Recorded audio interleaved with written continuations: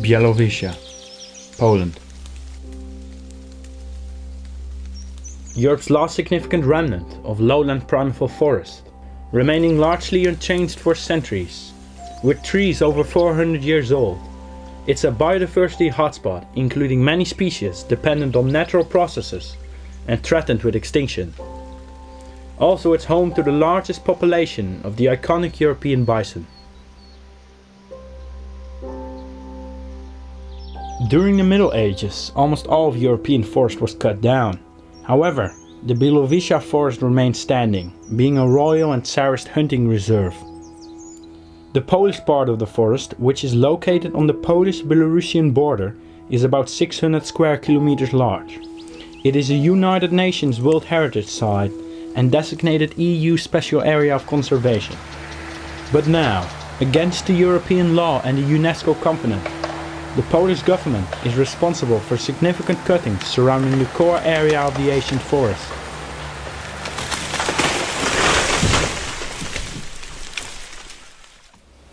Now, I definitely don't want to pretend I'm the expert here. I'm just a student sharing some knowledge, what I've learned, and making a statement for the importance of nature conservation. So what makes this forest so special and why is it so important to conserve it?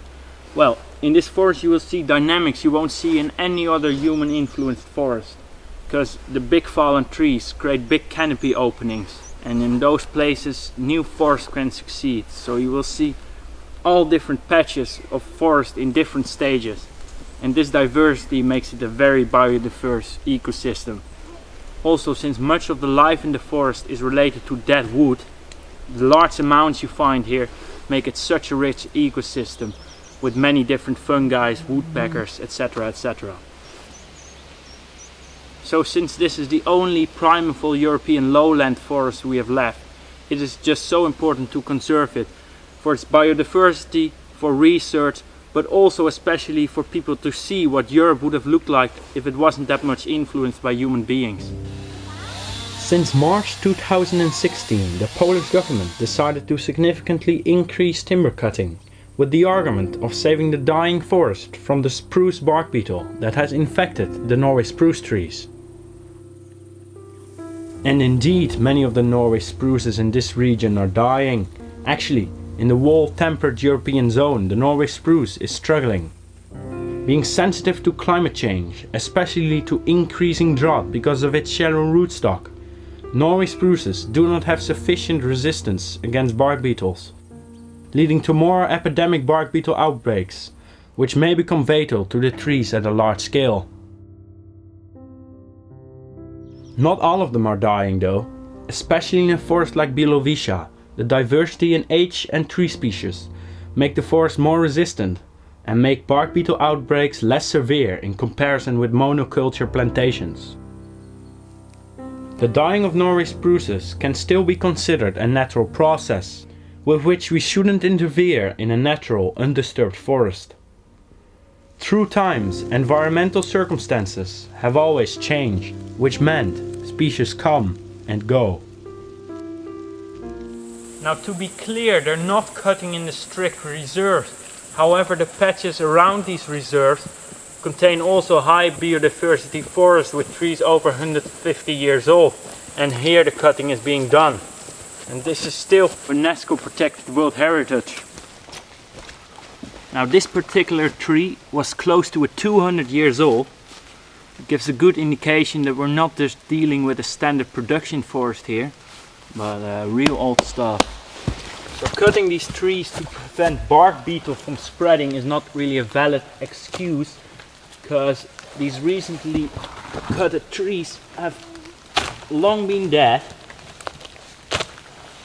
So there ain't no bark beetle here no more. So here in the inner bark we can see the corridors of the beetles and their larvae. So the beetle eats the sugars in the inner bark of the Norway spruce. Once the tree dies, no more sugars, no more beetle. Let's see if we can find a beetle. That one. Here we have one of those little guys. So what the state forestry is doing now is cutting down and harvesting mainly dead Norway spruces that died as a result of bark beetle. However, For a natural forest like this, a dead Norway spruce is almost worth more than a living one. Dead wood belongs to the forest ecosystem and should not be taken out of this natural forest. Also, there is some evidence that also other species, oaks for example, occasionally were cut down. Using big harvester machines in the forest to fell trees does further damage to the remaining trees, the undergrowth, and it also causes soil compaction, thus ruining the primeval forest ecosystem. Forest regeneration will be more difficult afterwards, also because dead fallen spruces are missing, and these dead trees would otherwise have provided a good basis for regeneration and protection against herbivory. Now, another argument that's being given for the cutting is that of public safety, and you can indeed cut the dead trees near the road, but you would leave the dead wood behind then in the forest. That clearly doesn't happen here.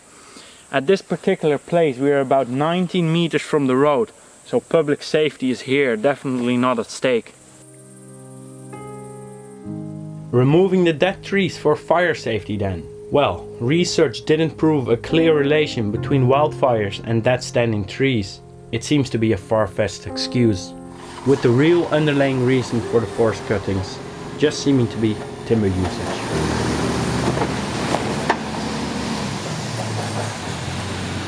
This summer the European Commission brought Poland for the highest European court because of the damage done to these EU Natura 2000 areas. This case may take years, but in an interim decision the court ordered Poland to stop logging immediately to prevent serious and irreversible damage to the forest. We have rights to show what's going on in Poland.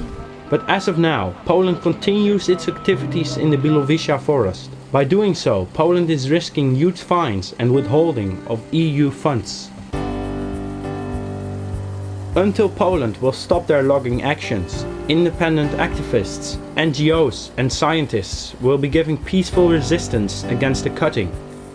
Great job, guys. You know, the thing with these very special primeval forests is that they have to be quite big to be resilient against forest fires, diseases, etc. However, over time they tend to get smaller and smaller, because you know what? It takes hundreds of years for them to develop, but you can cut them down in a few days. So this is why it is very important, I think, that the whole Bialowieza forest becomes a national park.